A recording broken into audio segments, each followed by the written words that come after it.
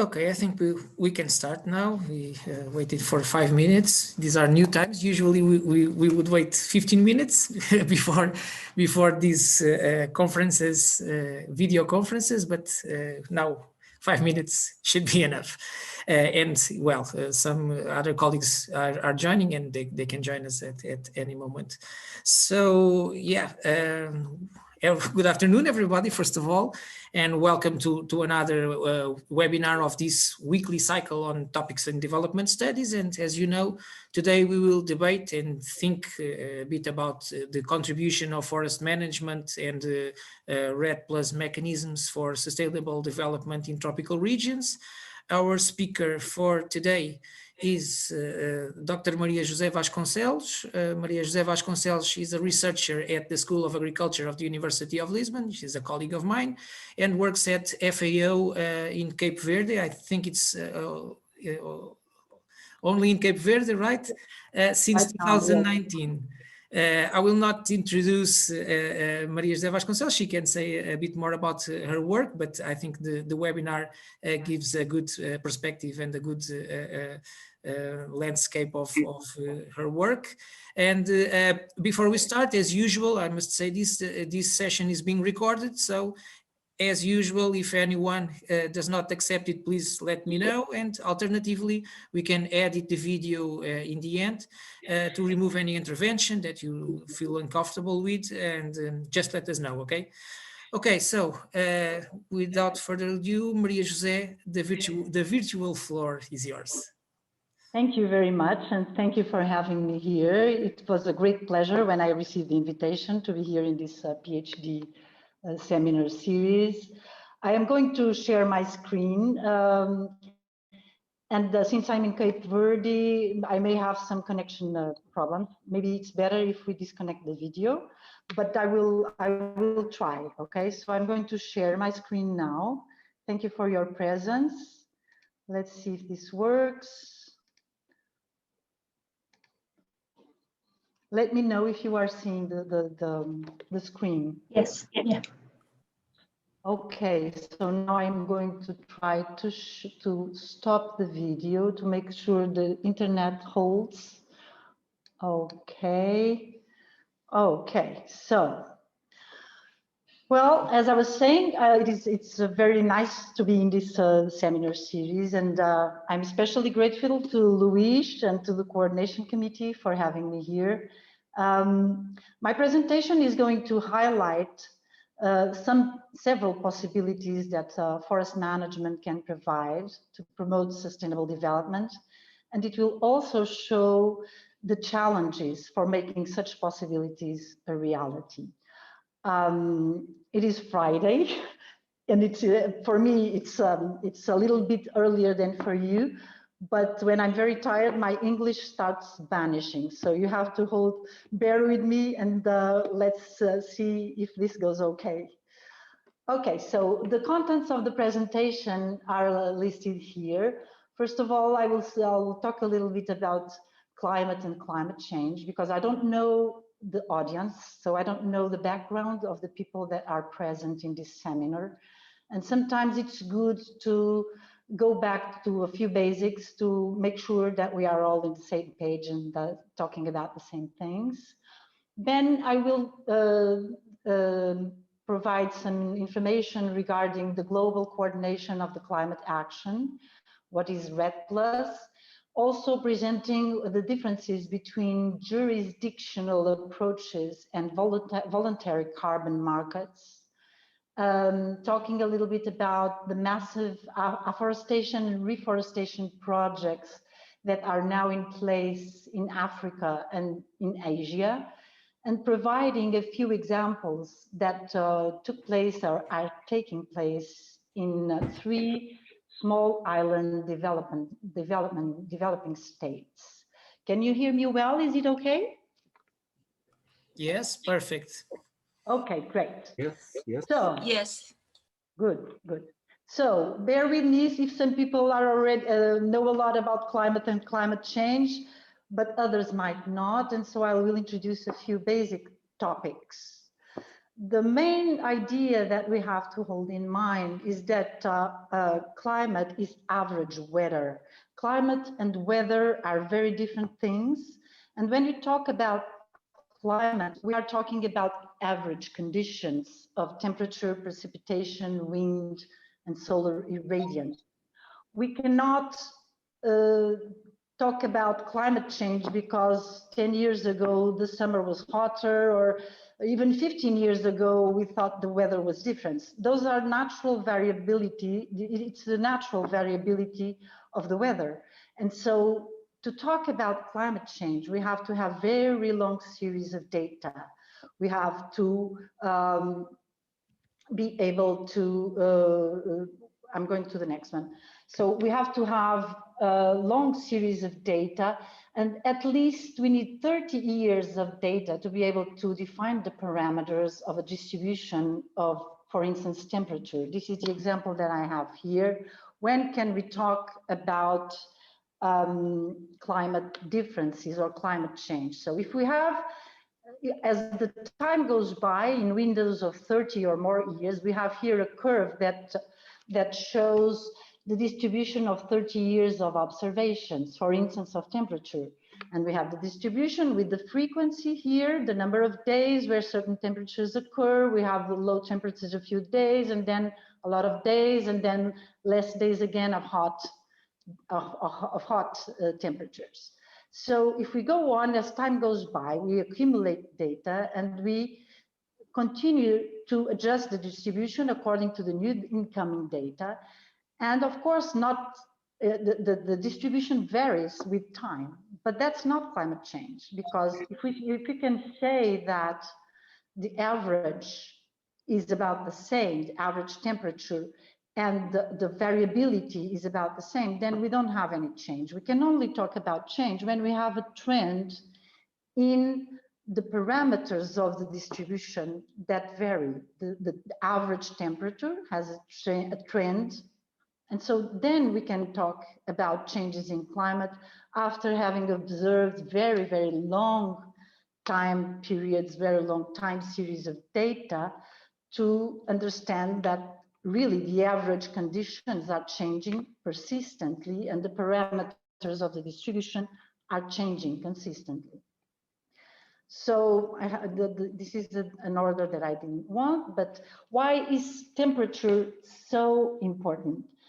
Because temperature changes lead to climate change, and temperature regulates the hydrological cycle. We know that it is the relation between temperature of various land and water masses, for instance, oceans and coasts, that determines the atmospheric fluxes of maritime flows and storms. For example, the El Nino, it's when the Pacific Ocean heats up more than usual. So the temperature regulates how much it rains, how much is the runoff, how much evaporation there is. So temperature really regulates the entire hydrological cycle, and it's therefore very important. And what determines the average weather is the energy balance of the Earth. So what we have is that we have the sun, which is the energy source, and the incoming radiation, the incoming energy, is a short wavelength radiation. And it heats up the Earth surface, and it hits the Earth. And the Earth emits also, as a function of the temperature, emits long wave radiation, long wave energy. What happens is that we have this effect here of the atmosphere, which, let me try to find here a tool that helps the presentation. See this layer here. What happens is that this layer prevents that all the long wavelength radiation is emitted, and so a lot of it comes back to the Earth. And what's happening then is that this layer has a very important role. It's the greenhouse effect. which is a natural phenomenon that allows life on Earth. If we didn't have this greenhouse effect, then the Earth would be minus 18 degrees and life would be very difficult. And so the problem is not the greenhouse effect. It's a natural phenomenon and we need it. The problem is that since we are changing this layer of the atmosphere with human-driven activities, we are increasing the number of the amount of greenhouse gases in the atmosphere. And this, what does this do? What it does is that it doesn't let as much long wavelength energy to be emitted and get out of the Earth. And so the temperature of the Earth is continuously rising. So greenhouse gases are provoking this, but we always have them. The problem is we are adding greenhouse gases to this to the atmosphere. And how did we find this out? There is something called the killing curve, which is this one here, and it was registered for a long time in Mauna Loa. It's a station that registered the CO2 concentrations in the atmosphere, and it registered after the 1960s that it had a very large increase. This variation here is winter and summer. So you see here on the left hand side, I don't know if you can see my arrow. Can you see the arrow? No. Yes, yes. Yeah. Oh, good. Okay. So you see, this is winter, this is summer. So there is a natural variation that is highlighted here with these red dots. But what happens is that by finding the concentration of CO2 in the ice core of the polar caps, we could go back thousands of years. And so it is a fact that after the Industrial Revolution, the concentration of CO2 is increasing sharply in the atmosphere. And so here in the right side, you see contributions from several sectors of the human activity and also of natural interchanges. But there is a lot of greenhouse gases being artificially added into the atmosphere. So the problem is not the greenhouse effect. The problem is that we are exacerbating this greenhouse effect with a lot of gases that would not naturally be there. What are those gases? This is the composition. These are the main greenhouse effects, greenhouse gases. As you can see, CO2, carbon dioxide, is a large part. Methane and CFCs are second. But when we talk about greenhouse gases, we usually convert all the accounting into CO2 equivalents. Because even though methane is has 4 times the effect of CO2, the amount of methane is less. So everything is converted when we are talking in quantitative numbers about greenhouse gases. We always use CO2 equivalents. And so from these activities, you see here, the human activities that put artificially gases in the atmosphere, there is one particular activity, that's the one I will be talking about, which is agriculture, forestry, and other land uses. This area of the knowledge in climate action has a lot of acronyms. There are acronyms everywhere for everything. So I picked these two because these are two important acronyms for the agriculture and forestry sector, AFOLU, and also land use change, and forestry. So this land use change, and forestry is a large emitter of greenhouse gases, as we will see in the next slide. So if we see the partitioning, we see that from this sector, AFOLU, it is only second to energy. So a lot of the greenhouse gases that are emitted from human activity are coming from land use changes and from agriculture and forests. And this is something that we should keep in mind. So here you see that, for instance, tropical deforestation, the loss of forest in tropical areas alone, responds for 14% of emissions in the last decade.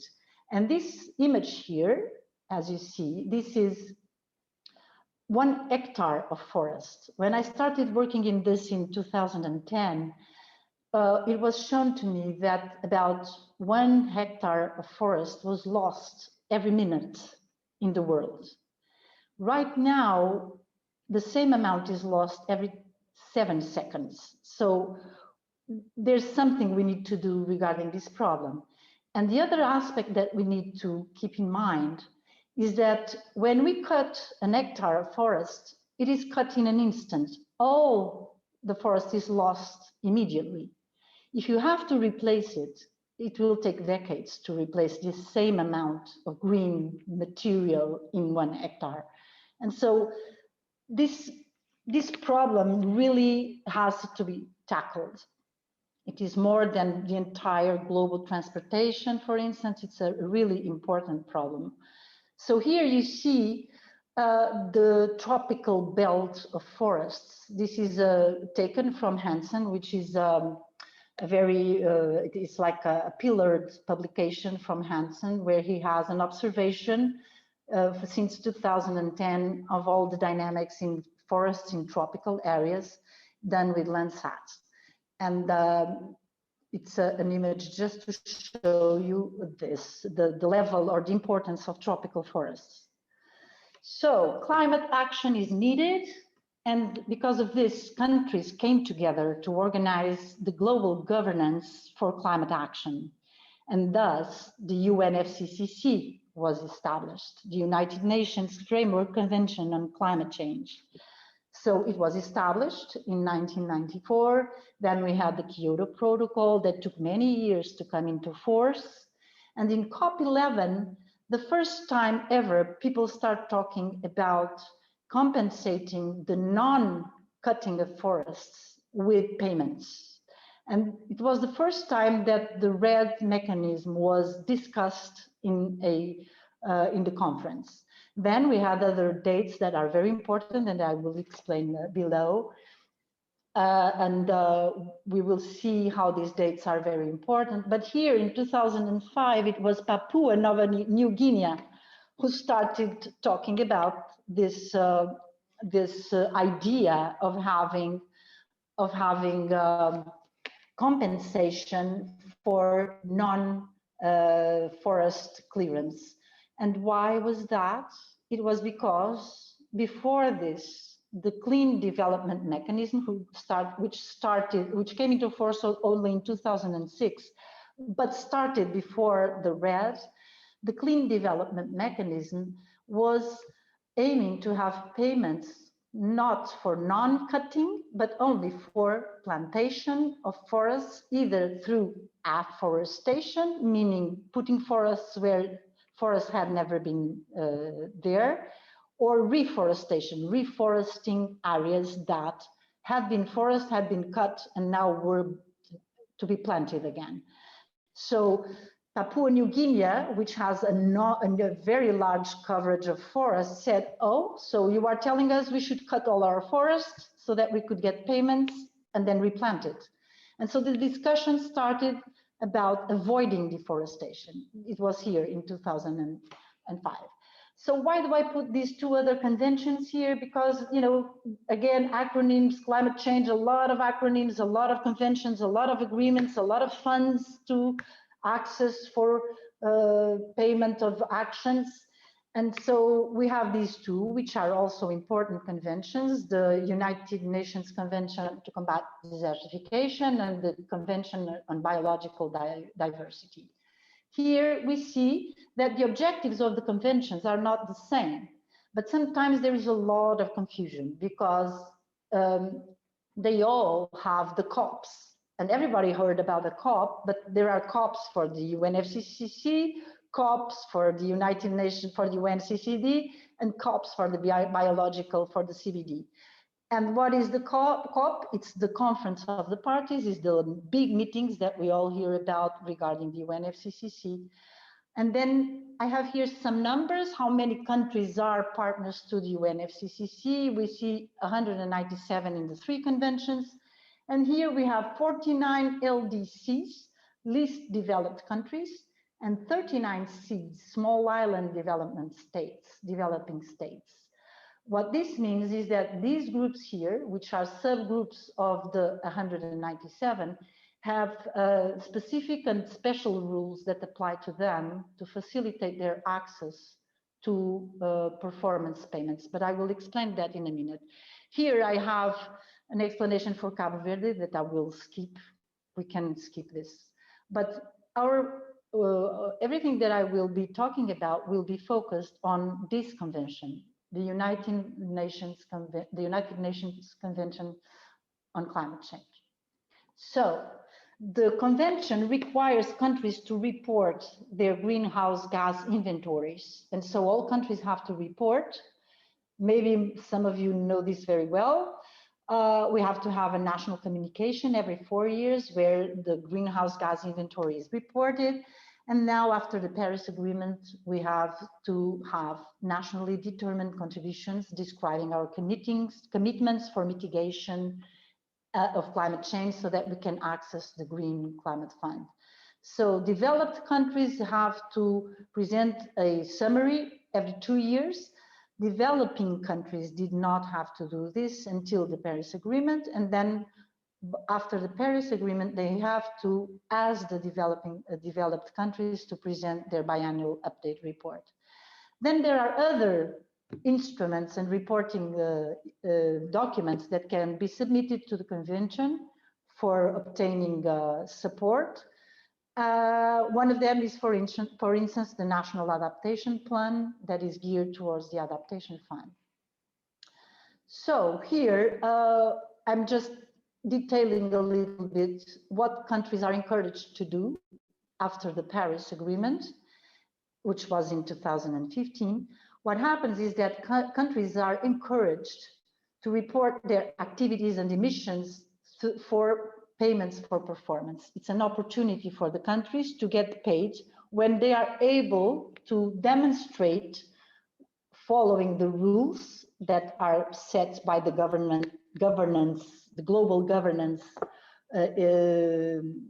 agreement, which is the UNFCCC with the 197 parties. If they follow the rules, then they have an opportunity of obtaining payments. But to obtain those payments, they have to do a few things that are not actually that easy to do. So they will have to have emissions baselines, and they have to be able to demonstrate according to the standards in their national communication or in their biannual transparency report.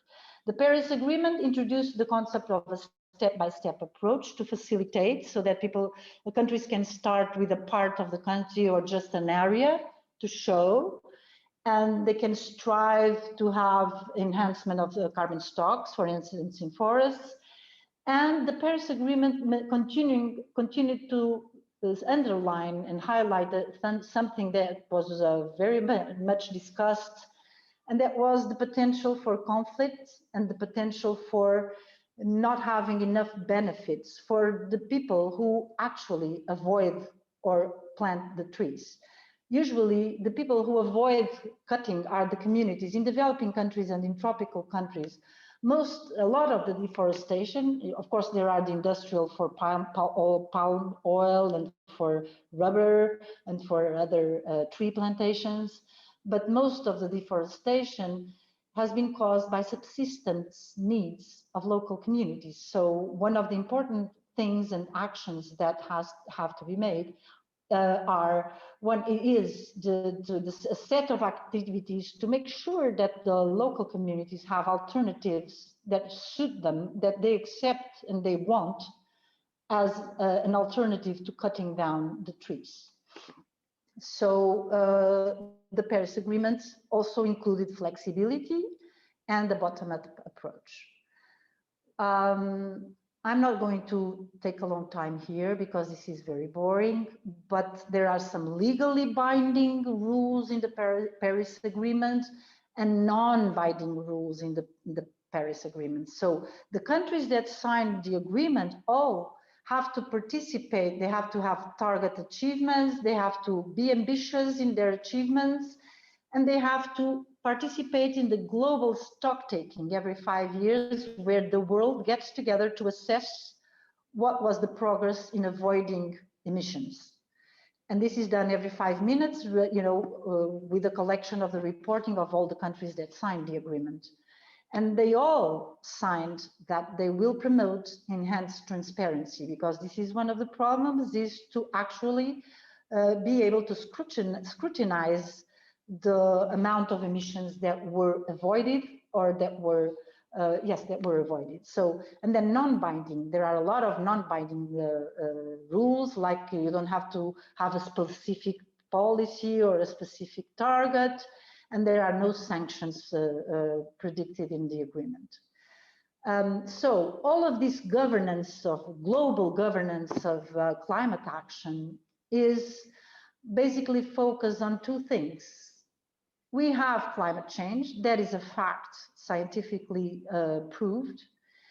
We have as a fact that there is a contribution of humanity to the climate change, or to the greenhouse gas effect that provokes climate change. And so the governance is focused on two things: mitigation of the impacts of climate change.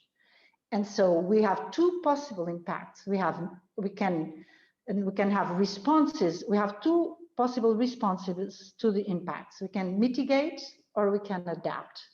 And many times there is a confusion between mitigation and adaptation. They are totally different things. They are both governed by the UNFCCC, but the REDD+ mechanism that I will explain better below is focused on mitigation. And so what is the difference between one and the other? The main difference is that mitigation is concerned with avoiding emissions, whereas adaptation wants to adapt activities to the fact that the emissions are there. And so these are the main differences. I will explain better below, but there's also one other option, which is the one that has been put forward most recently, which is a societal transformation, so that we can have land use strategies that are compatible with the stabilization of the emissions. And this is what the Paris Agreement is trying to achieve, so that we change the way we use, for instance, we use land and we use other things, so that we have sustainable development. And with all these three, mitigation, adaptation, and transformation of society, we can stabilize the amount of emissions that human activities put in the atmosphere. We cannot change the natural change of the atmosphere, but we can and we should try to not put so many gases. And so what are the differences? Here I explain a little better. So when we talk about mitigation, we are talking about an international concern that delivers global benefits. Why? Because when we are avoiding emissions, we are, when we are compensating emissions, we are aiming at an international benefit, because the atmosphere doesn't stay over our heads. So if we do something that emits less, with less emissions, then we are benefiting the entire world. And so it's an international concern. It has a long-term effect due to the inertia of the climate. So when we avoid emissions now, or if we are able to capture some of the emissions that were done, then we have a long-term effect because of the inertia of the climate system. And of course, the AFOLU sector, the agriculture and forestry, have a role to play there, because we can avoid emissions. We can avoid in several ways. One of them is avoiding from deforestation and forest degradation, And so this is an important sector for mitigation. And then the other important sectors are energy, industry, transportation, and waste management, missing a nest there. Adaptation, on the other hand, is a local concern. It delivers mostly local benefits.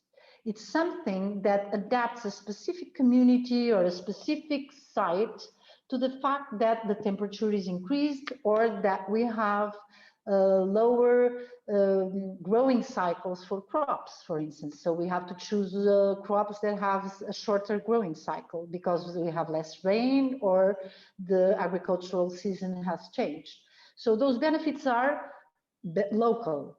And also, there is a short-term effect in reducing the vulnerability to climate. So here we are not concerned about reducing emissions, we are concerned about reducing vulnerability.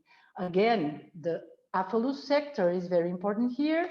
And here, also the water, health, and coastal management sectors are important. And then we have the transformation I was talking about above, which is a global international concern, and it has global and local benefits and a long-term effect resulting from behavioral changes. And it's cross-cutting to all sectors.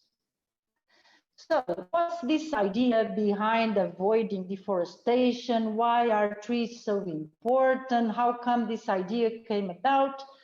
Well, trees and vegetation, but mostly trees, absorb CO2 from the atmosphere while they are standing. If they are dead, nothing happens. So if we have no trees, we have not this process.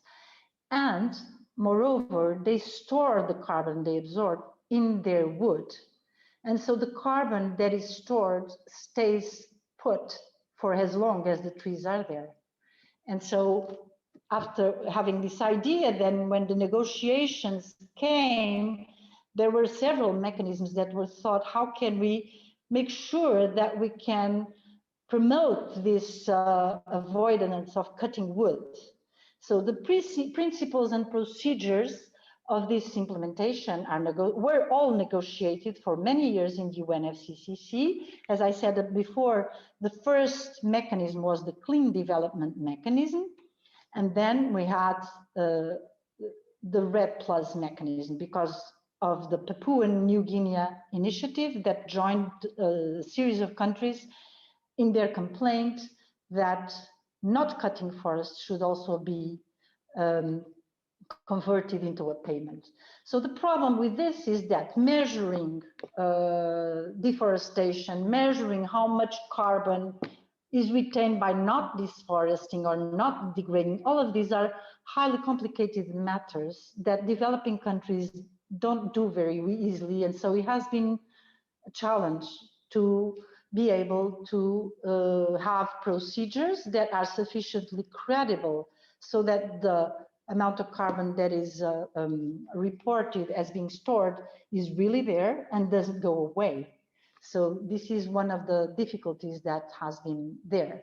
And so the reduced emissions from deforestation and forest degradation with conservation of biodiversity, sorry, it's in Portuguese, forest management and conservation and enhancement of stocks of carbon is what? It is a mechanism that is developed by the parties to the convention and that creates a financial value for the carbon that is stored in forests. So the idea is that it is better for someone to leave a tree standing than to cut it and sell it into charcoal or into wood for construction or into any other type of use.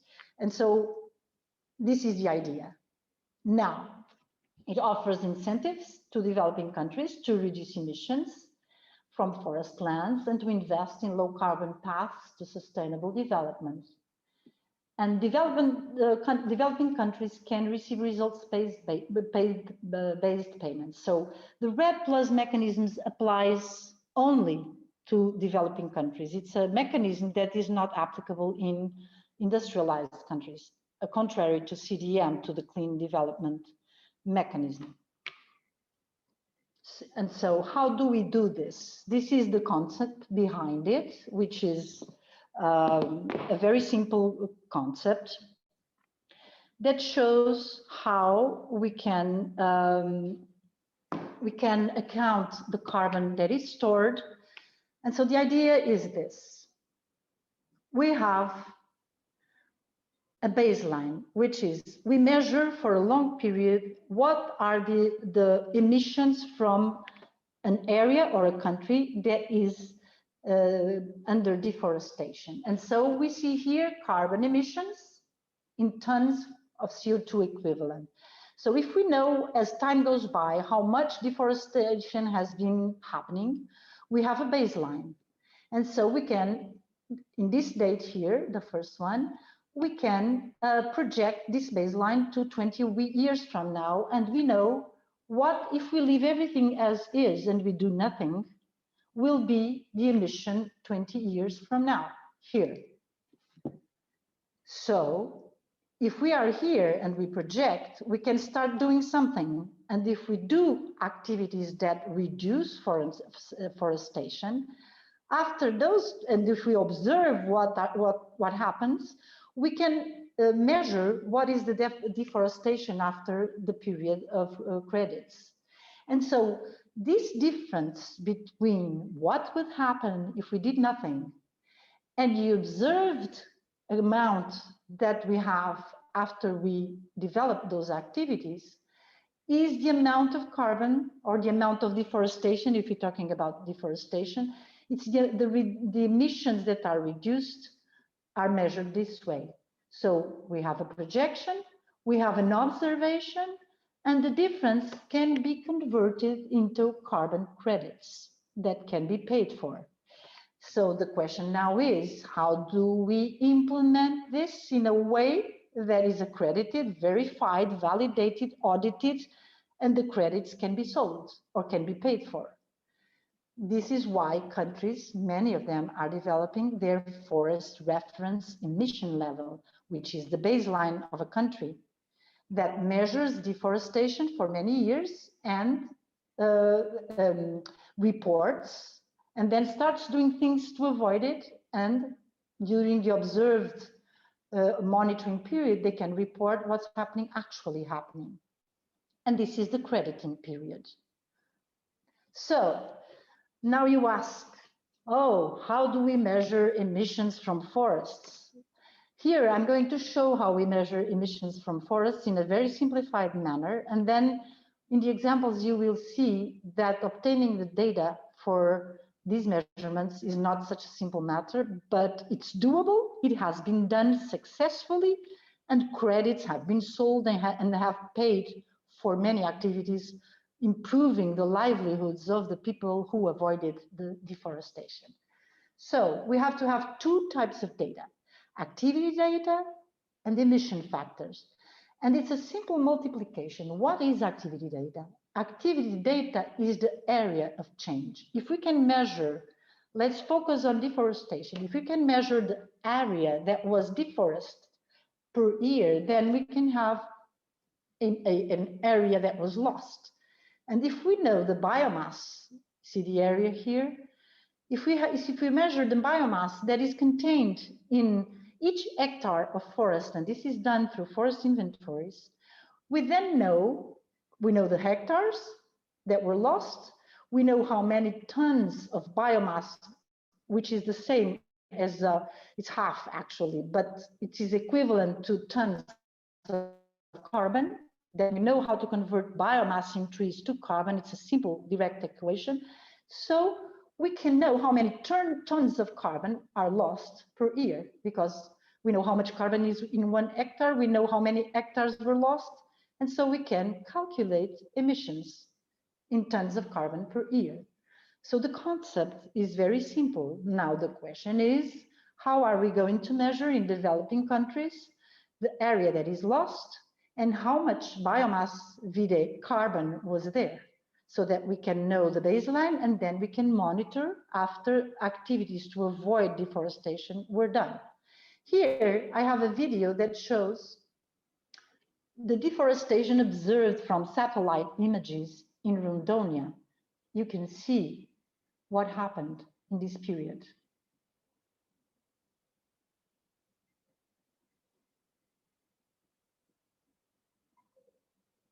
So this is 24 years of deforestation in Rondônia. As you can see, having access to satellite images and being able to process them is a very good tool to have objective areas. This is good here because we can see very well where the deforestation occurs, but there are many circumstances where satellites are not applicable. But remote sensing has been underlined as one of the most important tools for the activity data, for getting the activity data. So we are here in this. What we have here is the evolution of REDD. It started in 2005, as I told you, but it was only for deforestation, reduction of emissions from deforestation. And then after a while, in COP14, in 2008, reduction of emissions from forest degradation. This is forest that stays as forest, but has less biomass in it because, for instance, of selective logging, where the forest is still there, but is poorer. It has less biomass and less carbon.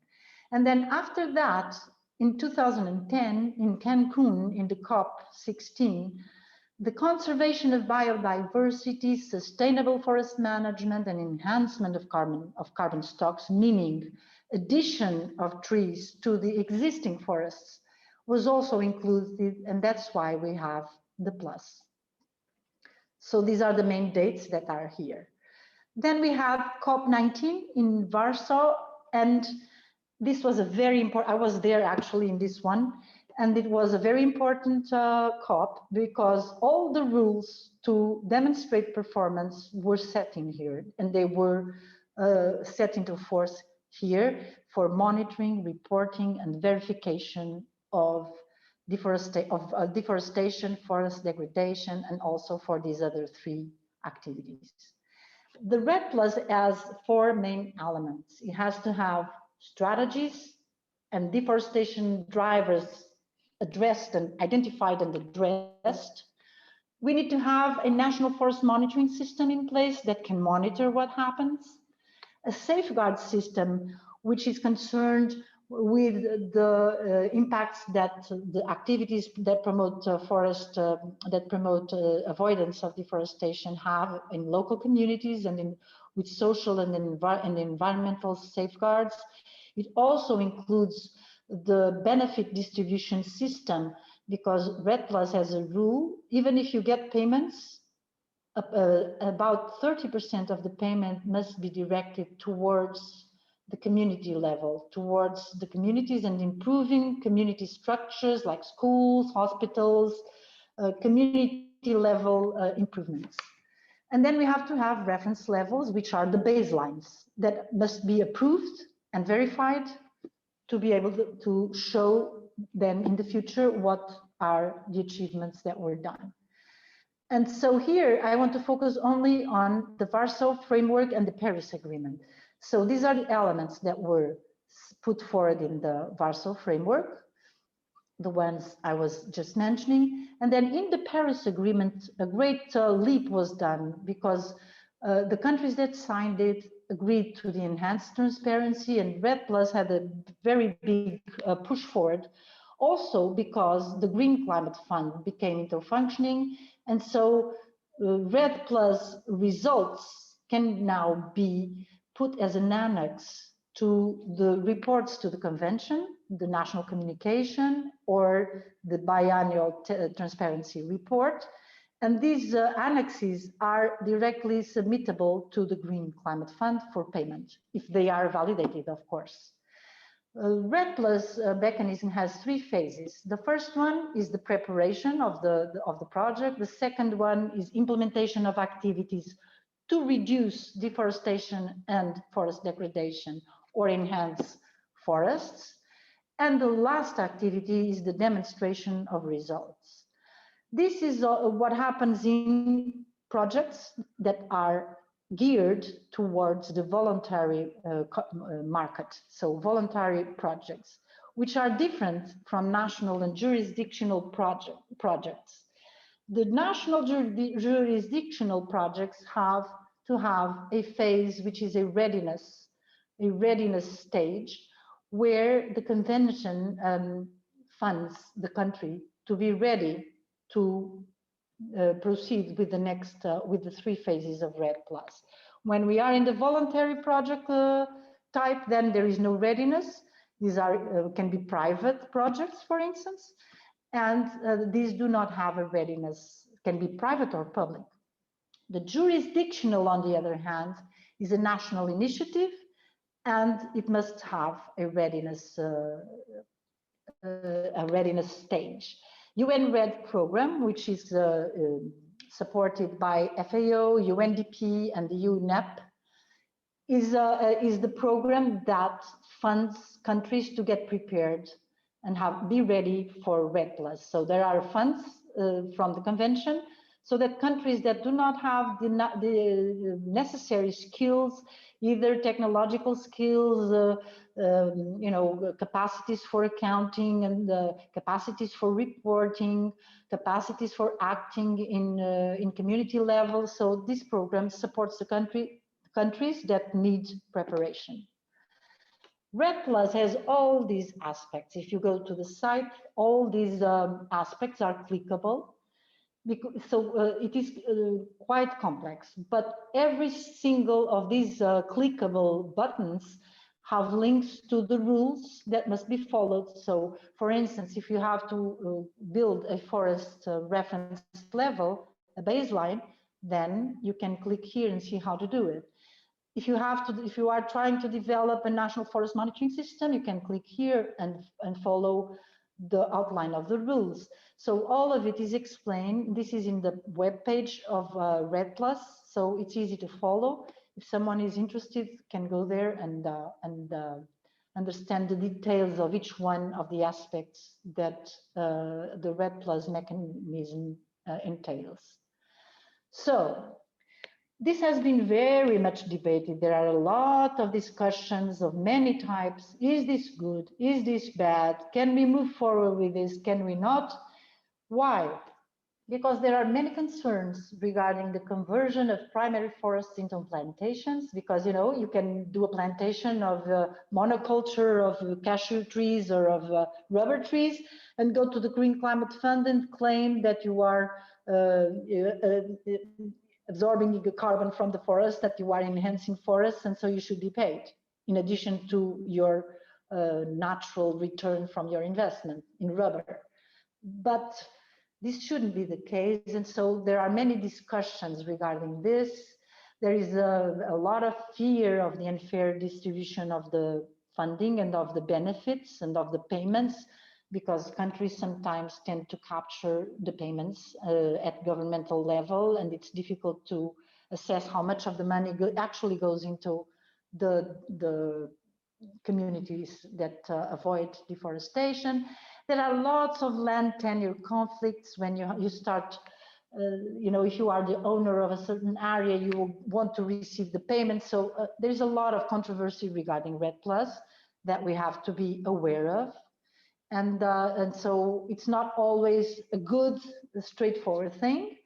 Here, I try to explain the difference between the jurisdictional national level and subnational, but jurisdictional, and the voluntary market. What we have here is that in the jurisdictional national level, we are always under the UNFCCC regulations. Everything that happens at this level, when countries report their successes in avoiding deforestation, they have to follow UNFCCC rules. And there are two main payment institutions for the successful projects. We have, on the one hand, the Forest Carbon Partnership Facility from the World Bank, which has already paid $1.3 billion to countries, I think it's 49 countries they have already working under REDD+. And they have a readiness fund, also like UN REDD. They have a readiness fund similar to UN REDD, and the carbon funds. So they pay the countries that show that they are willing to follow this path very large amounts for preparation. For instance, in Mozambique, where I worked, they had a very large envelope to constitute the National Forest Monitoring System with satellite observations, also to prepare and train specific technical staff with for the way they should account carbon. So it was a very large investment the Forest Carbon Partnership did in Mozambique, and they are having the first payments now, very large amounts of payments for I think it's for Zambezia province. The payments are then done from the carbon fund. So they have two different funds. Currently, they are funding these two, 400 million for the readiness and 900 million for the carbon payments. Here is the link. So if anyone is curious, they can go there. And then we have the Green Climate Fund, which is the main payer at this moment, but not only for REDD+, for all projects of reducing emissions go to the Green Climate Fund when reported appropriately through the UNFCCC together with the national communication or has an annex to the biennial technical reports, and they have to follow and be in the context of the nationally determined contributions. So the country, to be able to access the Green Climate Fund, they have to show they are complying with all the determinations, the national determinations and the global rules. So this is jurisdictional. The money goes to governments, and governments are in charge of applying the money according to what was set out in their projects. The voluntary market works in a totally different manner. The voluntary market promotes private and public land projects, and they are regulated by international standards that guide the accounting of carbon and promote the certification through auditing of the projects to guarantee that those carbon credits that are put in the project are really there, and to guarantee permanence of the trees in the area. And so here what happens is the carbon credits that are generated go to the market. And there are some entities that put it in the market, and there are many entities also buying those credits, both as an investment way of having things like their bonds improved by showing environmental and social responsibility, or because they want to invest in developing countries like the Nordic funds. There are many different ways of selling the carbon credits in the stock exchange. And so this is another way. And what happens is that when countries decide to go to the jurisdictional type of mechanism, they cannot account twice the carbon that was already accounted in a voluntary project. So if there are local voluntary projects, the jurisdictional project must nest the local voluntary projects in their national jurisdictional projects. And the accounting of payments must be very well done so that we don't have fights, very large fights. So what else can I say here is that the Green Climate Fund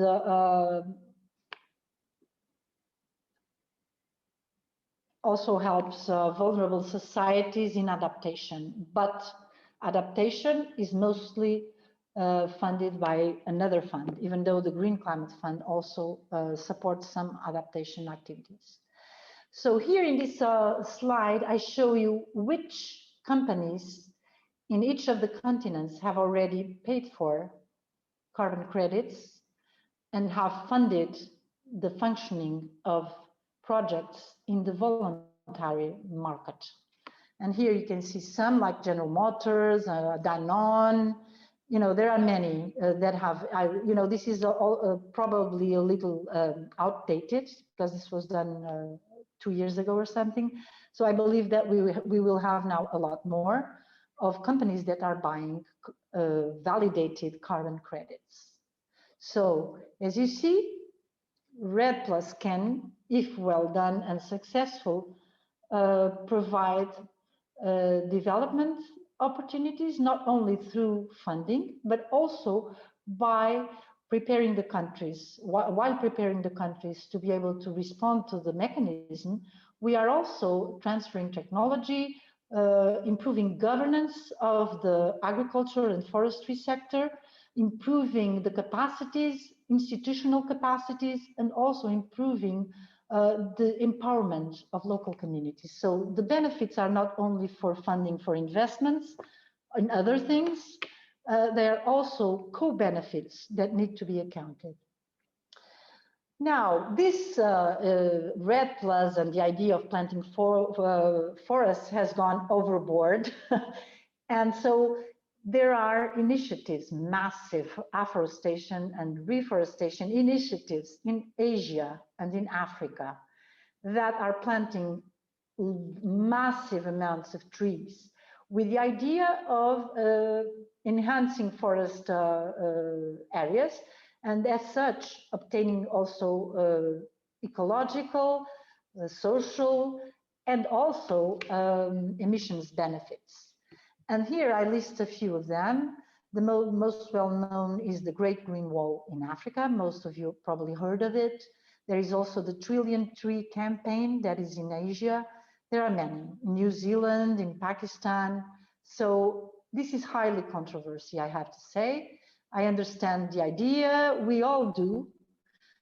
Here is the location of the Great Green Wall. It's by the Sahara. The idea is to extend the area of trees more northern-wise, and so have an enhanced area of green in Africa.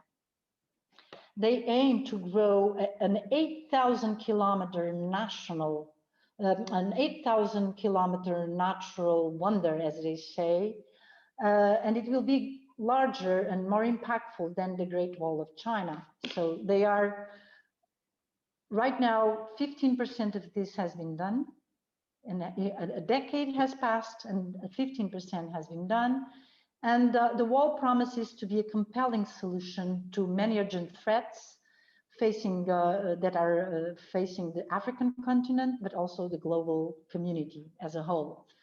And so they think that this wall will address climate change, drought, famine, conflicts, migration, and other things. So this will be the largest living structure on the planet, and it will be 3 times the size of the Great Barrier Reef.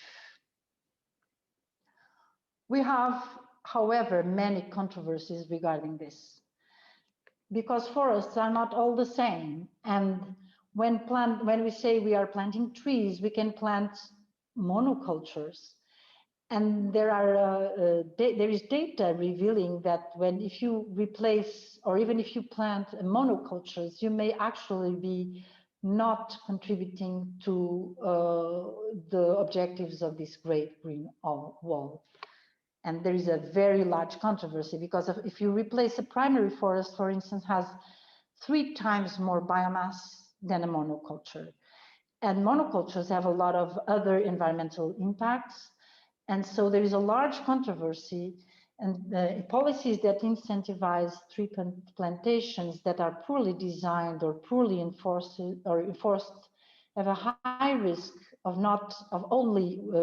wasting public money, but also ending up to release more carbon and losing biodiversity than what would be there if we did nothing. So this is a controversy. There is a large discussion regarding these massive initiatives. I don't know, I'm taking a lot of time, I guess. Let me check the time. Just a little bit. I'm going to give just a few examples here now of carbon credit generation. We have 3 projects here. They are all in small island developing states. The first one is in the voluntary carbon market. This is a project that is done, concluded. The carbon credits are produced and are under selling at this moment in Guinea-Bissau. the idea here is to show you that it is not easy to do this, even though it is feasible, because this was a successful project. It was funded by the World Bank. And what has been done is that we had to follow a standard that requires all these phases. A project idea, these are the years that it took. This is the initial of the accounting. Let's say we delivered the project document with all the activities that would be done in 2011. The project started accounting carbon credits in 2011. But then we have to monitor what is in the terrain. So in 2015, we had to have a validation of the monitoring. All of this is audited by very demanding and very strict auditors that are prepared to make sure that all the amount of carbon that is reported is really there. And then the project was registered and monitored again, and then verified. And now we have credits. So the idea came because there is, at the time, we had these protected areas in Guinea-Bissau that have pristine forests, especially in the south, that were targeted by deforestation. There was the unique forests were being cut. There are extensive mangrove areas, and there was a need to invert deforestation trend to conserve these forests that are very ecologically important. And also because the institute that is managing these areas doesn't have money to manage them. So we decided we should go ahead to be able to avoid the loss of pristine forests on the one hand, and on the other, find money to make sure the institute that manages the protected areas can work and really protect the areas that it needs to protect. And so the profile of the project is this one that you see here. We have a project area of 1,457 kilometers with a leakage belt. This green, light green area also has to be analyzed because we cannot say we avoid deforestation in the project area, and then we check and verify that all the deforestation that was happening in the project area actually moved to the neighboring areas. So the monitoring must be done in the project area and in the leakage belt, in the area that is potentially the target for moving the activities of deforestation. So all of this requires that we had to have a crediting period of 20 years. We had to have a monitoring of performance every 5 years. And so there was the need to have satellite imagery, processing for activity data, and a lot of work in the field for providing the emission factors. We had to know what was the above ground biomass for every type of forest in the ground. We had to calculate the below ground biomass, find and identify selective logging, and quantify fuel wood collection to be able to account. So remember the first graphic that I showed you? What happened in this project was this. So we measured what was the activity between 2002 and 2011, what were the emissions, measuring the deforestation in the years of this period, and measuring the emissions. So we developed the baseline and projected to 2021. So we had the baseline, the project started in 2011, and we had the projection of business as usual. If we did nothing, what would happen in 2021? And so we started the activities with the Institute that manages the protected areas, IBAP, and we started, and then we went to verify after 5 years what happened. We still didn't do this one, but we already emitted these credits because we verified that in 2016 there was a reduction of emissions. What was projected was this amount, what was observed was this amount. And this passed through these steps. So we had to have first the project audited to see that the baseline was well calculated. It was audited by SCS Consulting. And after many interchanges, they had like findings. We were like for months interacting with them, justifying decisions, changing calculations because of the need to be conservative and always account for the minimum instead of the maximum possible carbon credits. And we had a verified project. And only after that could we register the project. The phase 4 is the registration in the VCS, because we are using the verified carbon standard. And so it's a VCS project. The project was approved by the auditors and it was registered in the database. And so after registration, we cannot sell credits after registering the project, only after monitoring. So after 5 years, we went back and repeated the entire process to come up with the value that the monitoring would have. Again, the auditing firm, again, verified every single calculation, every step. They went into the field to verify the measurements we did in the field, in the same plots. They went to the same communities to ask if we had done the correct community-based work. And so only after this verification was it possible to emit verified carbon units, but it was done. And so this is how it goes.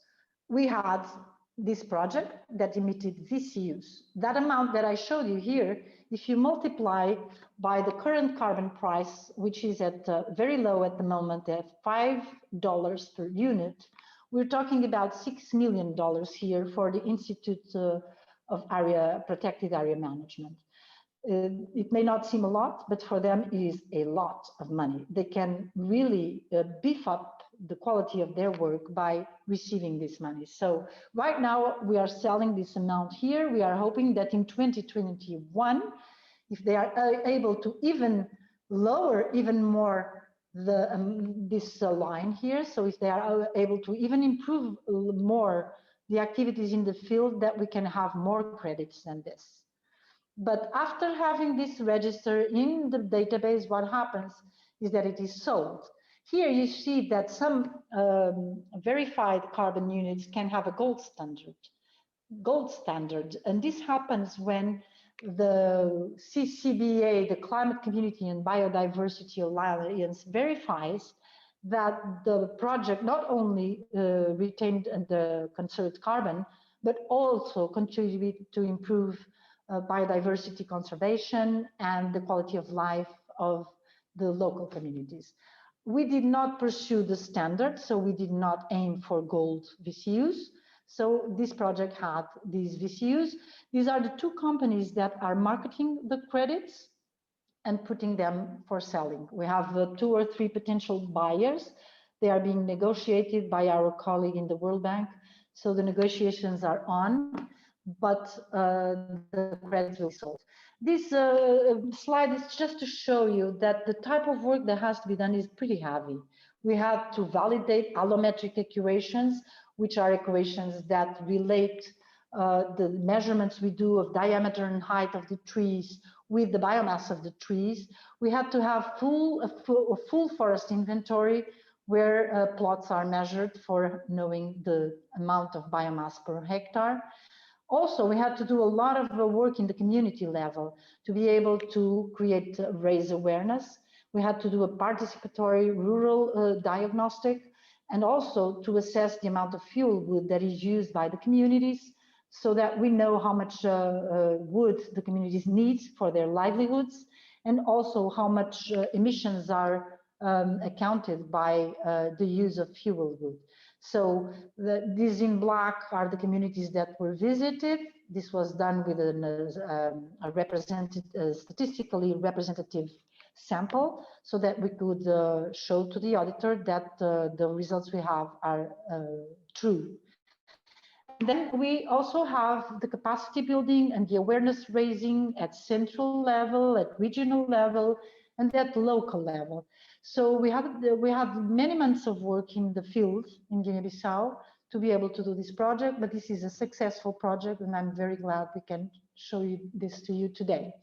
This slide, what shows is what are the amount of gold VCUs that were already sold in Africa.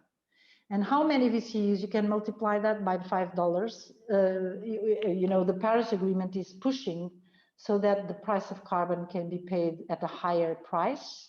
But even with $5 per unit, you can see a lot of money has been put into these projects that are paid for by gold VCUs.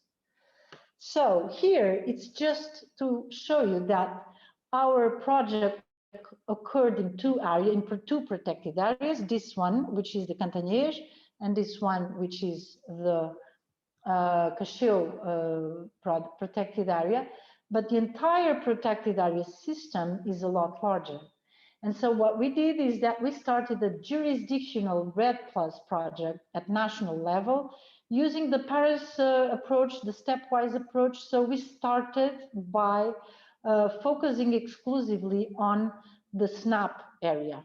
The SNAP is the system of protected areas. We are focusing on all these areas instead of only these two.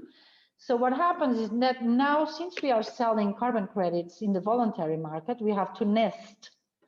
We have to nest the amount of accounting of carbon credits in the voluntary market in the jurisdictional, because the government will not be able to receive the payments for carbon credits that were already paid for in the voluntary carbon market.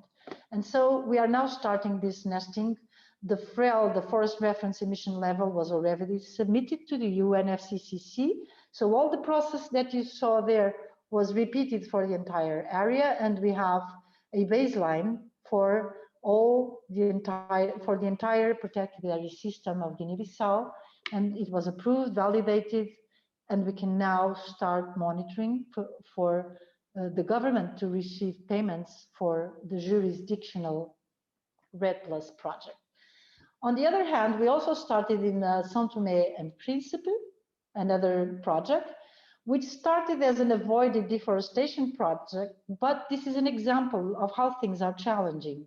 We then had to change it to an ecosystem restoration project because, you know, the methods that were applied in Guinea-Bissau are not applicable in São Tomé. Why? Because São Tomé is in the Ecuador, and, you know, it is a small island that does not have available optical images so that they would cover the entire area and we could produce a baseline. It was impossible. This is one reason. Another reason, we also tried radar, which can assess forest cover with cloud cover, but the topography is so steep that radar images have a lot of error. And so we gave up on remote sensing for this approach. And then the other thing is that the forests in São Tomé are very dense, very rich. It's an extremely rich forest. And so actually there is deforestation is not visible from the sky. And even in the field, we've done a forest inventory in 2019. And we went to the field and really there is no deforestation. There is very little deforestation. What we have is forest degradation. And forest degradation is not easily assessed with remote sensing. So the protocols we had followed were not applicable. And also the imagery available only covers this part of the island, this part that is in blue, in light blue. So the thing here is we moved into a reforestation project with FAO, which has a tree. The tree project, it's planting many endemic and mostly native tree species to densify the area here around the green, dark green area, because this dark green area is considered to have primary forests. And then this leakage here is a mixture of secondary forest and cacao, I think coffee, and also other agricultural plantations in agroforestry systems. So they have very high trees and agricultural trees, short trees underneath. And so what we are doing now is trying to accompany the plantation of trees so we can account how much carbon is stored by enhancing forests in these agroforestry system areas. So this work also implies a lot of local work, where there was a lot of awareness raising done by a local NGO that helped us understand what were the drivers of forest degradation, and a lot of work in the field also to make sure that the communities themselves can monitor what happens.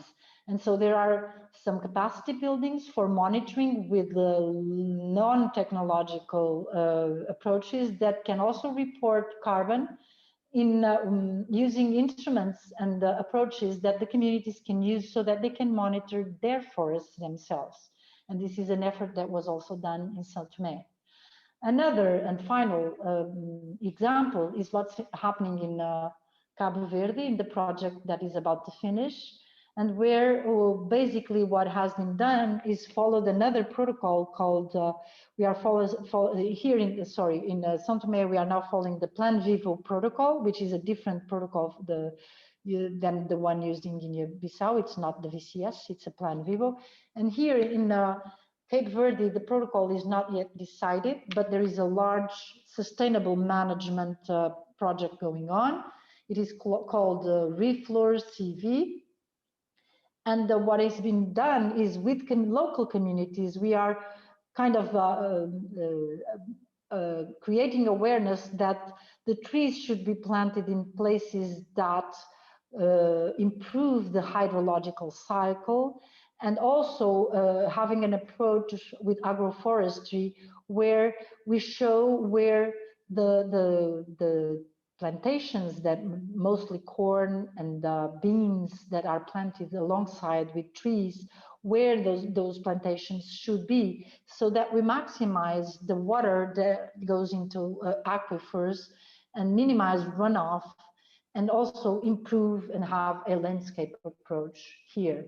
And what is a landscape approach that we are trying to convey?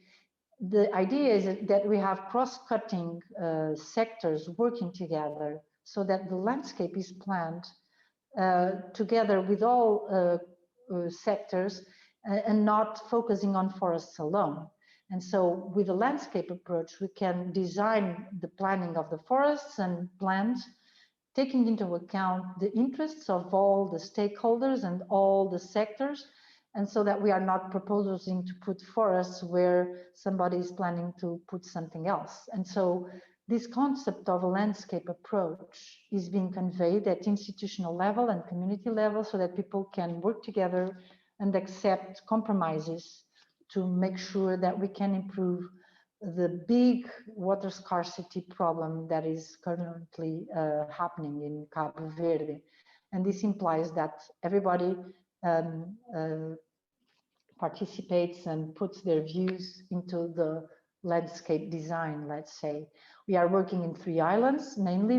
This is the Cabo Verde archipelago.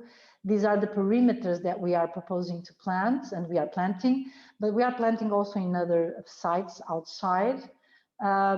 We are also conveying a lot of capacity building for the monitoring of what's happening in the field, and for the country to be able to demonstrate performance. So their forest service has been capacitated to provide credible and verifiable demonstration of performance. There is a lot of work at community level in nurseries for producing native and endemic species, and also for planting and preparing the field and the terrain. So this is a structural reinforcement with community empowerment, because the planning is done with co-management, where there are local committees in charge of managing their own forests.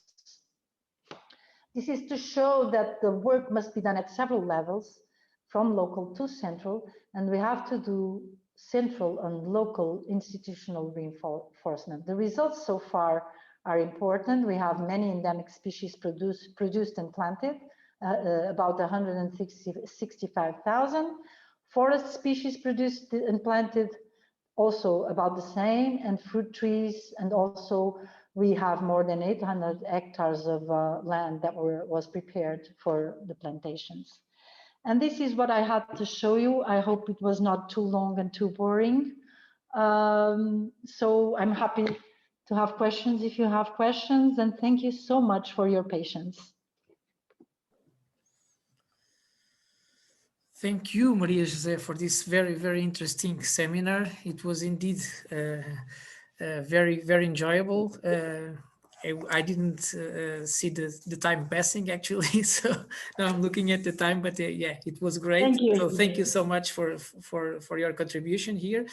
So maybe you can stop sharing your screen so that we can see.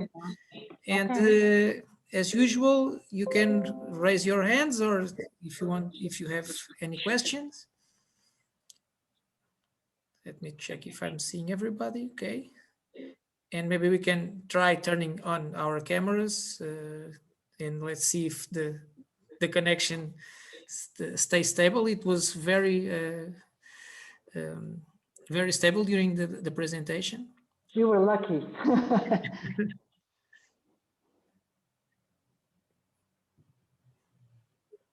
Yeah, questions? Maybe not everybody has a camera, so. No, yeah, we don't need to turn on all the cameras, but yeah. So maybe I have one. I don't know if probably you explained, but I missed it. When you build the baseline for a project for voluntary markets, do you use data, previously available data, right? You don't start with the project, start building the baseline. I'm asking this because it will be kind of pushing or an incentive to deforestation to have the slope higher during the baseline. You see what I mean? Yes, I thought the same, yes. Yes. Okay. So yes, that actually people choose what type of projects they use based on that, what you were saying. You know, is it better to show deforestation? Is it better to show forest degradation? What happens, I don't know if you noticed, but the baseline was built very fast. We built it in 1 year. So you cannot change the trends of deforestation in 1 year. And we can use data that is already available. If the countries have credible forest inventories, then we can use the data they have on volumes and biomass per hectare per type of forest. And so we can use it. In the case of Guinea-Bissau, the forest inventories that were available were very old. And so we had to do it. So we went to the field and we worked for 2 months in the field for 3 years. No, we were 3 months in the field for 2 years. And then we measured, we produced the forest inventory and we produced the baseline. And of course, you know, since the deforestation is driven mostly by the local communities, not exactly by governmental decisions, the trend is the same. So no, we didn't, the answer to your question is yes, you can use forest inventories that are available. That's the best. When that doesn't happen, we have to go and measure. Okay. Okay, so any other question? Yes, I would like to, my name is Maria João. Hello, Maria João. Well, oops, sorry. I work for the Portuguese Environment Agency, but I'm here as a citizen. I don't know if you are aware, it's not about REDD+, but it's a concern of mine, because I don't know if you are aware that in Portugal, we are having a lot of solar power stations projects that are being installed in our country, and it's a lot of hectares, and sometimes we are cutting pine trees and eucalyptus to install these solar power stations. And I would like to know what is your opinion about this? Well, I really, you know, I'm specialized in tropics. Okay. So the REDD+ doesn't apply to Portugal. Portugal is a developed country. Oh, I know. It's not, yeah. So in there, what I think must be done is a balance. You have to balance the amount of carbon that is lost by cutting down the trees. But I'm sure the balance is positive for the panels, because when you use solar panels, you are avoiding a lot of coal burning in the energy production factories. So I believe the balance is positive, or otherwise Portugal wouldn't do it as easily, because Portugal is very committed. If I believe, you would know better than me, but I think Portugal is very committed to being a low carbon society. It has a carbon, how do you say, roadmap, but neutrality for carbon, a roadmap for carbon neutrality. And so there is a lot of work being done to make sure that our activities do not increase emissions. So I believe that balance was done, and that the solar panels win. Yes. Now, a more specific question. What about fruit trees? Yes. If we, it's agriculture use, but if we plant huge amounts of fruit trees, is that count? Does that That's a very count? good question. You notice in one of my slides that I had red with a D, and then red with two Ds, and then red with a plus. Remember? Yes. So when red started, it had only one D.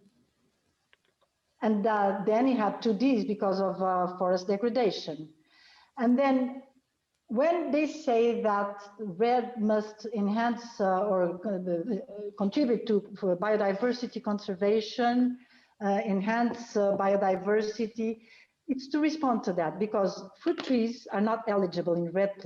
They were eligible in REDD without the plus, but they are no longer eligible because, you know, as we move on, the discussions bring in different perspectives, and the mechanism has been changing a lot to include the concerns. And so fruit trees are not eligible. So you cannot cut primary forests to put, you know, fruit trees and have credits because you have fruit trees. Those credits don't count.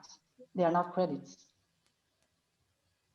And that's why this auditing process is so rigorous. We have to make sure that everything that is done is following all the principles and rules, and that all the accounting is very conservative. So I can give you an example of this conservative approach. In Guinea-Bissau, we had savanna woodlands, we had a secondary forest, and we had close to primary forest, let's say rainforest, semi-humid rain forest. And we were forced to use, for our accounting, the carbon stored in savanna woodlands, because since there was not a sufficiently high accuracy in the maps, in the distinction between savanna woodlands and secondary forest, which has more carbon, to avoid committing any errors in the amount of carbon that was actually there, we were forced to use the lower value in the entire forest.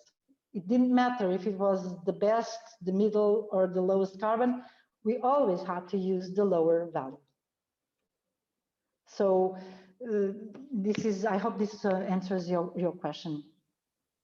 Who are the buyers of the credits? Sorry, I really think this is very interesting. Okay. Who are the buyers of the credits? When you talk about the voluntary carbon market, you have international buyers that let me find the slide because I don't know them by memory. But you know, for instance, companies like Danone buy credits. You said that, yes. Yes. Okay. There are many companies buying because this improves the value of their bonds in the stock exchange, because they have environmental and social responsibility and they can prove it because they bought carbon credits. So then there are the Nordic institutions, which are voluntary funders that want to promote development in tropical regions, and they just buy it to help. There are a lot of Nordic funds in the voluntary carbon market. Then you have, for instance, we have interest from a university that wants to show their commitment to environmental improvement and reduction of emissions. They have interest in buying. So there are many, many buyers. I have here, if you go to the ecosystem marketplace, you can find information on that. I was trying to find the slide where I have this. Let me see it here. For instance, in this slide I have, in Europe, you have Barclays, a bank, buying. You have Allianz, an insurance company, buying. You have TUI, a tourist company, buying. You have Heineken buying. You have Puma buying. You have the Deutsche Post buying. So, you just have to be able to put the credits in the right company for selling. So in this case, it was what's the name of the company? APX and Market. Those are the two companies that are now selling carbon credits. They are like the brokers of carbon credits. Yeah, this is one way, but then the other way is the non-voluntary market, which is the jurisdictional market. And that's when countries do this in a centralized manner. And they have a baseline that is produced by the government for the entire country, or for instance, a part of the country like the protected area system. And in those cases, the UN REDD supports the development of the project instead of having the World Bank, like we had, pay for developing the project. And then the Green Climate Fund pays for the carbon credits if they are validated by the procedures of UNFCCC. The UNFCCC has several groups of auditors that work with the convention to analyze the documents that are submitted for approval, and then they validate or not the documentation that is submitted. And when that is validated, then the country can submit a REDD annex in their national communication for the greenhouse gas inventory and ask for payment for performance. Yeah, okay. That's very interesting. I was expecting that the companies that were buying carbon credits were mainly those with activities related to deforestation in the tropics, but not always. Yeah, that's very interesting. So a question from the tropics, Cosmos. Thank you very much. Sorry, my camera is not on. Thank you. For me, it was a very interesting presentation. For some time, issues of climate change and all that, I tend to listen, but not pay much attention. But this presentation was, for me, wow. But I have a question. On this calculation of carbon credits. So my interest is when it's paid, I want to know the trickle-down effects to the communities. Do you have verifiable examples of where you have really seen the payments made and you could really see the effects, in the communities? Secondly, from the examples you gave, these are small countries or island countries. Do you have example of big, large countries, where carbon credits have actually been paid for? That's my question. Thank you. Thank you for your question. I'm not sure and I will know how to answer the fully, but I can answer at least partially.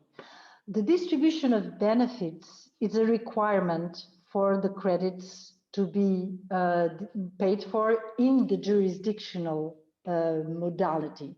So the UNFCCC and the Green Climate Fund have very strict rules regarding that. In the voluntary carbon, I do not have experience of following the distribution of the money. This is for the Guinea-Bissau case, for instance, this is now done by the World Bank, so I'm out of that process. I cannot reply to you and tell you how is the distribution how is it made sure that the distribution is fair and follows the rule that 30% should be used in community livelihood improvement. Regarding the size, yes, I have experience with a very large project in Mozambique, where I worked with I can't remember the name of the group, but it's a group that was specially constituted in the Ministry of Environment, and that was supplied with both the capacity and the funds to provide a full forest inventory for the northern Mozambican provinces, and where the World Bank had a payment for the Zambezia that was already done. It's already, if you go to the FCPF, the Forest Carbon Partnership Fund site, you will find the project of Mozambique, and there you will find the exact numbers that were already disbursed for paying for the actions that are done in the Zambezia province. So I don't have the numbers by memory, but they are huge. So you can go there. You go to the Forest Carbon Partnership Fund, Forest Carbon Partnership Facility of the World Bank, where they have the Readiness Fund and the Carbon Fund, and you can find the Mozambican steps. It's pretty extensive because Mozambique did a lot, but they are disbursing very large amounts of money. So you can go there and check. All right, Cosmos. Thank you so much.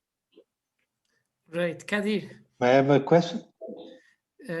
After Kadir and Lucia, okay, Heitor? Okay. You can raise your hand just for me to not to forget. No, the virtual one. I don't forget. Okay, then don't worry. I will not forget. Kadir, please. Okay. Hi, Professor, and thank you for your presentation. First time I attended a presentation about deforestation, so my question can be really easy. So because I don't know this topic, and I couldn't understand the calculation part. You mentioned that baseline. So for the calculation, this baseline, you observed the world or country by country? So how can you? The project can be countrywide, not the whole world, that we don't, No. Okay. but they can be countrywide or they can be project-wide. You can have a project in a specific area. Even if you are a private owner, you can have a specific area. So in the area of the project, which is one of the first steps, is to define the area where the project will take place. Then you can measure the areas that are being cut for a given period, usually 10 years or more. Okay. And you observe what was the deforestation in that area for 10 years. Okay. You can do that using remote sensing. It's the easiest way if remote sensing is applicable. As you saw in São Tomé, we failed because we couldn't use remote sensing and because deforestation was not there. But having the area, the extension of deforestation, you can project for another 20 years what will happen with the same trend. And then how do you know emissions? If you have measurements of the types of forests in the ground that tell you that this type of forest has this amount of tons of biomass per hectare, and you can have that value by performing inventories in the field, where you measure in plots the trees, you measure the diameter and the height of the trees, and then you convert that with the wood density, you convert that biomass, not the species. But in the plots, you measure all the trees in the plots, and you know the species of all the trees. So you know how much biomass you do, 45 plots for a given type of forest, so you know how much biomass per hectare that type of forest has. So if you know what type of forest is by having maps of forests, Okay. you know how much carbon was emitted by that deforestation. See? Okay. And then you can project. And then if you monitor what happens after the date you say you are avoiding it, you can have many activities for avoiding deforestation. For instance, having improved stubs where instead of using 4 kilos of wood per day, people only need 1. You remove less biomass. There are many activities you can do to reduce the cutting of wood. And when you start those activities, you start observing what is the deforestation and how much is emitted. And the difference during a period of 20 years, you can measure every 5 years, for instance, to have credits emitted earlier, or you can wait for 20 years to emit all of the credits in the end.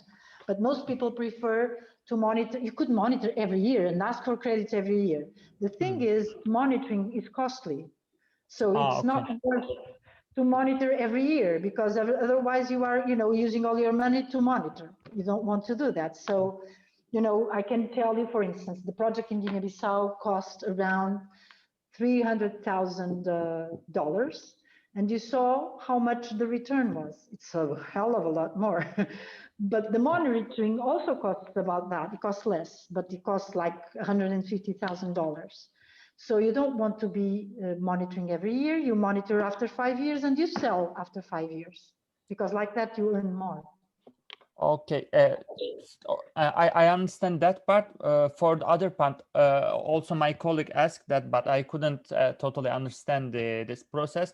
So we calculated the emission. Then we have some agents for the stock market. So what That's type voluntary. Yeah, That's voluntary. sorry, for the voluntary funds. So when you said that it's the stock market, I'm started to thinking like a financially. So what is the effect of demand for the stock? Then also other thing, who is the beneficiaries? I think it's really hard to calculate it. So we stop the people, especially local people, to cutting forests, and we calculated the emission. Then we sell that in the stock market, and where the money will go. Okay, I'll try to answer. There are rules for that.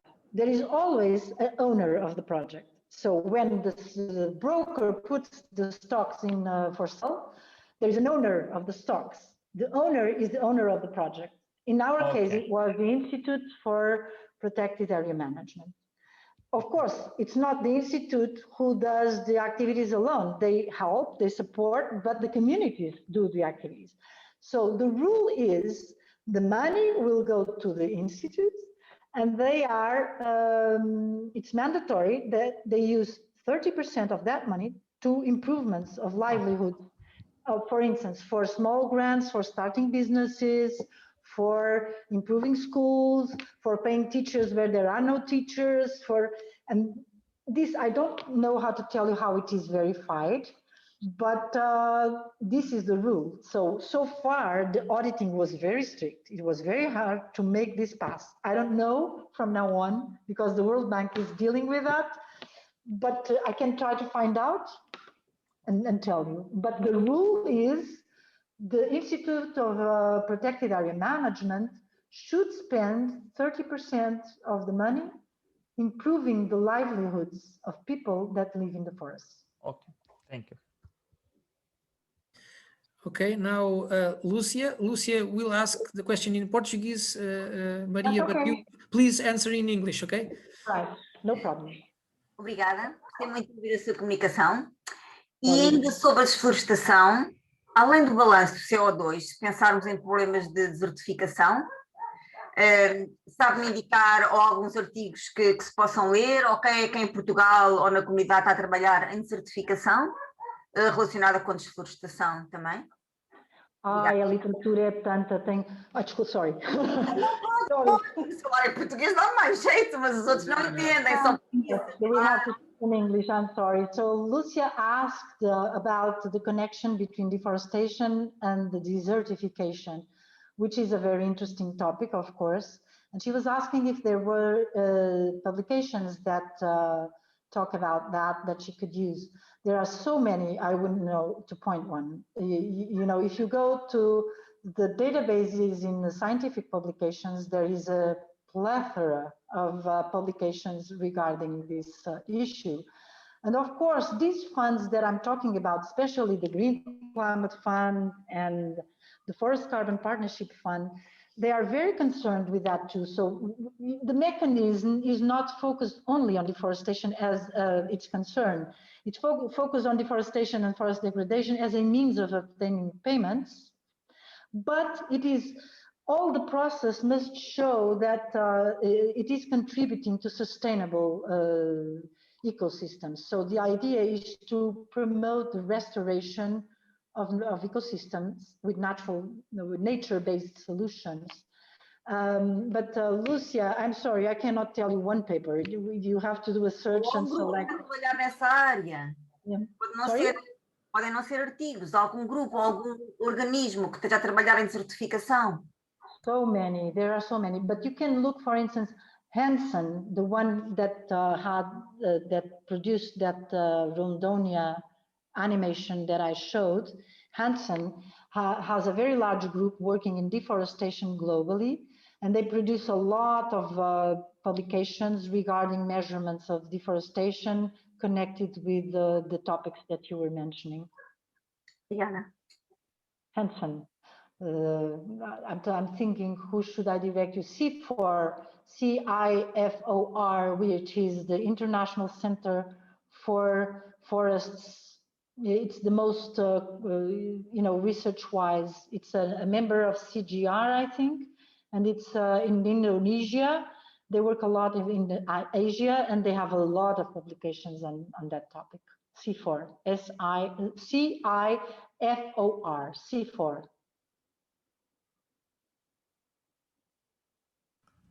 Also the World Agroforestry Center, probably. Thank you, Luis. Yeah. Also from CGIR, the World Agroforestry Center. Yeah, no, I'm currently working at the Food and Agricultural Organization of the United Nations. There are many things also in the FAO website that you can see.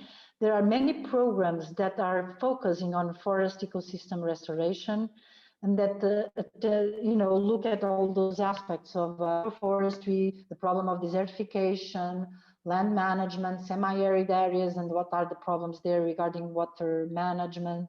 So the literature is immense, and FAO is very much concerned with I moved a little bit from research to implementation, so that's why I was working in the research institutions. And right now I'm more in an implementation institution, which is FAO. It's a lot of fun, I have to tell. Okay, Heitor? First of all, thank you very much for your very interesting presentation.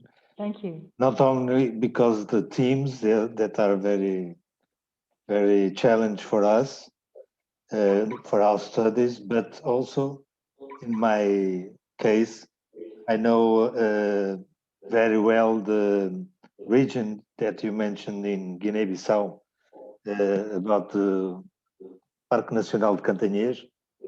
And oh, nice. Yes, I know it.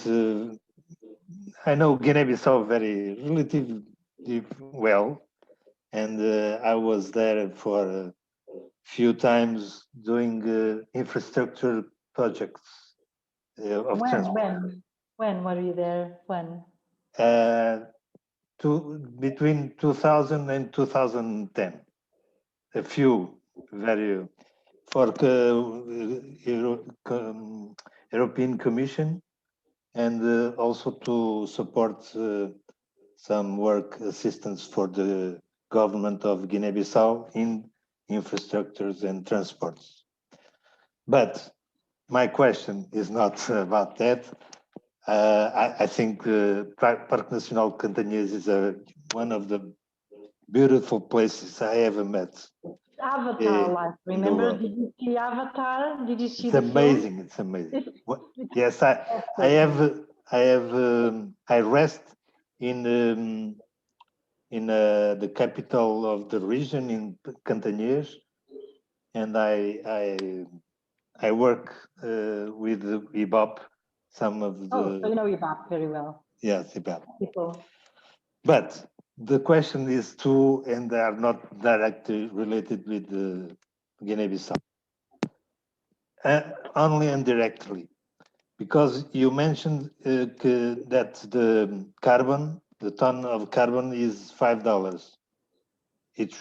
So actually, with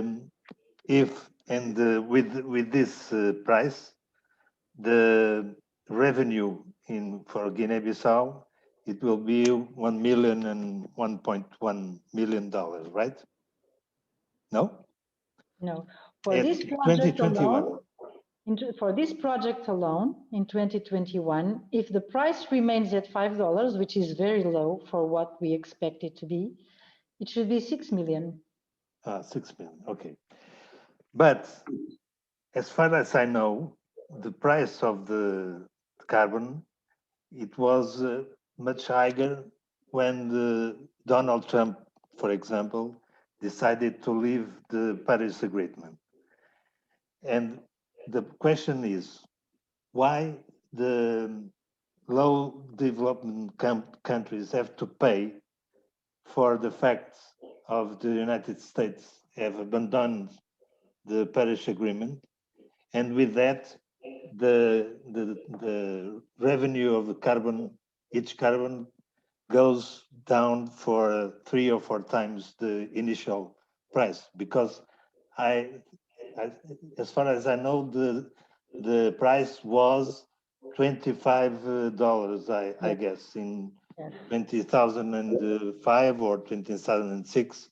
It was something like that, the price. That's the first question. Who determined the evolution of the price of the carbon? At the international level. The second question is about the green wall in Africa that you mentioned. Who decided this project? I mean, the UN planned to buy for the least developed countries to build this type of huge project that at least in minimum is very controversial, because I imagine that if someone wants to have part of this project, they have to plan and to manage the project with the same criteria that are defined at UN level, right? Right, exactly. The thing is that the Great Green Wall objective is not really carbon credits, I think. But let's start from the first question, so I don't forget. It's very nice to have someone here that knows Guinea-Bissau, which I love. Your question was, who decides the price? Why is the price flowing so much? And there was another one, the first question? Donald Trump. Huh? Donald Trump. Oh, Donald Trump. Okay. So the prices in the market, the prices are decided by the market. Basically, it's the same mechanism for any other thing. It's a matter of demand and how do you say it? Production and demand. How much there is and what is the demand? So availability and demand. Supply and demand. Supply and demand. It's Friday and I'm very tired. Sorry. Supply and demand. Exactly. So that's what determines the price. And this is why the price is the target for, political things. And this is one of the things that was very much discussed in the Paris Agreement, and that the Green Climate Fund will try to push, is to stabilize the price of carbon at a higher level. But the Green Climate Fund is barely starting to pay. So they still don't have enough weight in the definition of price so that they could push it up. But this is one of the ongoing discussions, is how can we make the price higher on the one hand, and how can we make sure that it is not subject to political whims of a given specific governors. So I don't have a better answer, I'm sorry. The price was already very high before, and now it's at $5. The expectations is that it will increase because there will be like demand increase from the Green Climate Fund, the Adaptation Fund, the other funds. But I don't know enough about economy, and it's not my turf, it's yours, I guess. But so I cannot give you a better answer than this. And then the second question was about the Great Green Wall. The Great Green Wall is an initiative that is not driven by carbon objectives. It's driven by desertification objectives. The idea is to bring the desert a little bit more to the north. And so the idea is to improve the ecosystems where people live so that they have green, they have water, and they can have better soils. It's more of an ecosystem restoration approach and less of a carbon approach. So I also don't know how to answer your question. You have very difficult questions of how or if they are following the procedures. One thing I can tell you is that this is highly controversial, both on the ecosystem restoration ability side and on the emissions side, because many people defend that the plantations that are being funded by the Green Climate Fund for this Great Green Wall are really emitting more than if they were not there. So scientifically, this is not easy. We have to be able to clarify actually what the impact of the Great Green Wall will be emissions-wise, given the plantations that are being done, because many of them are monocultures with one single tree species. And this is not an ecosystem. This is a tree orchard. It's an orchard, not actually an ecosystem. And so this does not provide the results and the impacts on the biogeochemical cycles that were expected if we had a true forest. So again, sorry, I cannot have a strict, direct answer to your questions. No but problem. The debate Thank you is very on. much. You can contribute to the debate. No problem, no problem. Okay, thank you. Any other question, comment? Okay, I still have a final one. It's very fast. I don't know if there is already an answer for it because it's very recent. 2 days ago, the European climate law was announced. It was just 2 days ago, and the target is to, or the goal is to reduce net emissions by 55%, I think, at the end of the decade, of emissions, of course. My question is, do you know if some kind of mechanism similar to the REDD or to the REDD Plus could be part of this law or this new regulation also for Europe, because it is restricted to developing countries? Well, thank you. I haven't. I don't know the law, obviously. So, I think nobody knows. Yes, but I can tell you that there are two other mechanisms that can be used in developed countries. They are ruled under the Clean Development Mechanism, which is similar to REDD Plus, but has completely different rules for developed countries. In developed countries, I don't think there is the figure of avoided deforestation. So this idea of avoiding by not cutting what would be cut is not there. What's there is afforestation and reforestation. So through the Clean Development Mechanism, you could have something similar, even though not the same. And I don't know, but I think it's still on one thing called the joint mechanism. The joint mechanism is a way in which institutions in developing countries, like for instance, Simpor or some other very high emitting company would use by paying implementation of avoided deforestation in a developing country.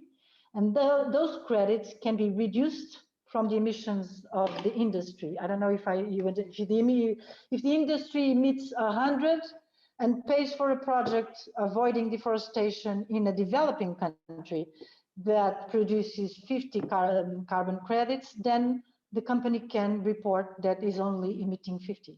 And so it is within the thresholds that the Europe sets for in the industries in Europe.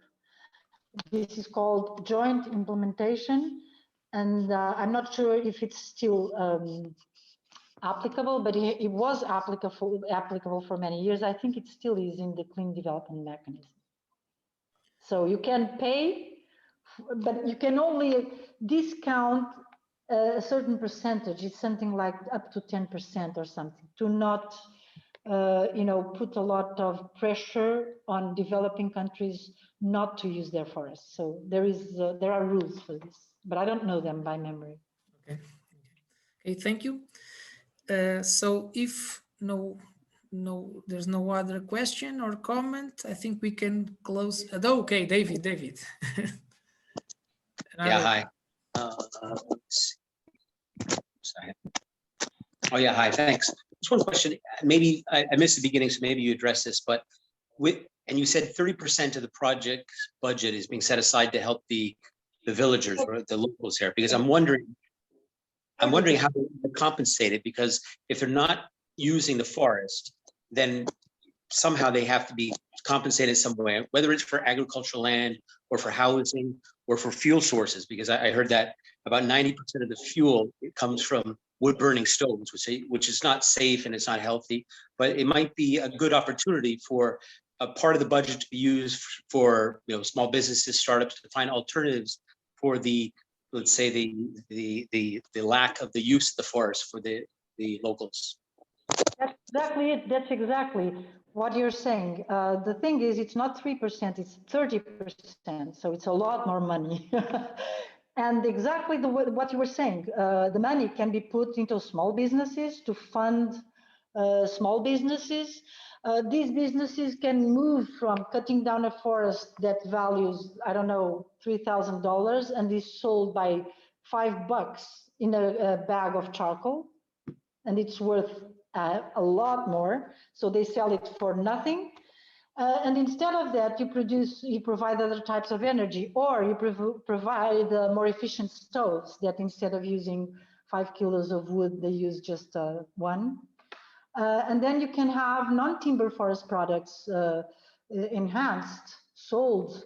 There are many initiatives. If you go to the REDD+ site, they have videos with successful histories all over Africa of how businesses were developed with REDD projects that provided jobs that were not there before, and that also contributed to reduce a lot the use of wood. So if you go to the REDD+ site, if you look in the REDD+ site at the UN site, there is a place called, I can't remember the name, but it has a set of videos to show examples in Africa and in Asia and South America. Peru also has a lot of experience. There are several countries that have, and I highly recommend that you see the Forest Carbon Partnership Fund site, because they describe the projects also very well there. But there is a lot of investment in alternatives. Great, thanks. Okay, so any other question? No? Okay, Los, okay. So let's thank again Maria José Vasconcelos for this wonderful presentation, and thank you everyone for the good questions and for the debate. It was very stimulating and it was very, very nice. I really enjoyed this. Thank you, Maria. Thank you once again. It was very, very good. Have a nice weekend. Bye-bye. Take care and see you soon. Bye. Have a nice weekend.